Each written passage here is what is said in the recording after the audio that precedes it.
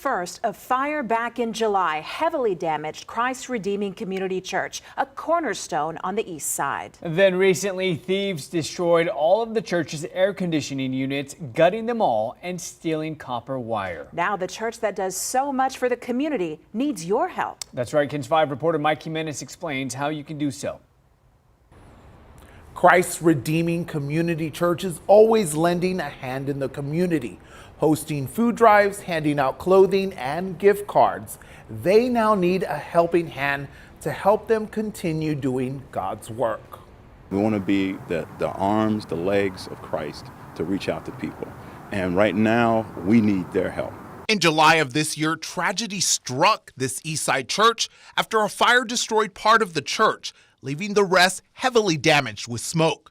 They started rebuilding, but recently had another setback: vandalism. They took all of the guts out of 4 air conditioning units, commercial air conditioning units. Christ Redeeming Community Church is a staple on the east side and does a lot of work for the community, giving back with monthly food drives, helping feed hundreds of families. I've had people on the way out pull the car over and tell me they're crying and just, I don't know if I would have been able to feed my family. The church also gives out gift cards and clothing, and normally Thanksgiving meals with all the trimmings, but they just can't this year. We normally prepare for Thanksgiving and Christmas, but we have no power.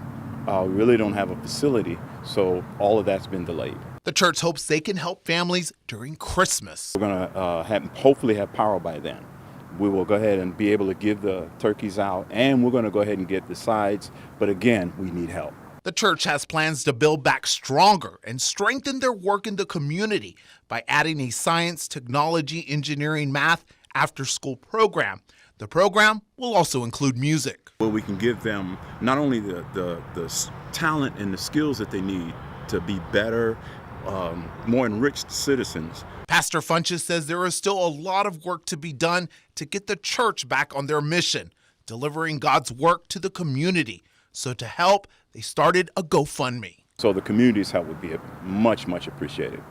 If you would like to help the church, you can find a link to their GoFundMe on our webpage, KENS5.com. Just click on this story. Mike Jimenez, KENS 5.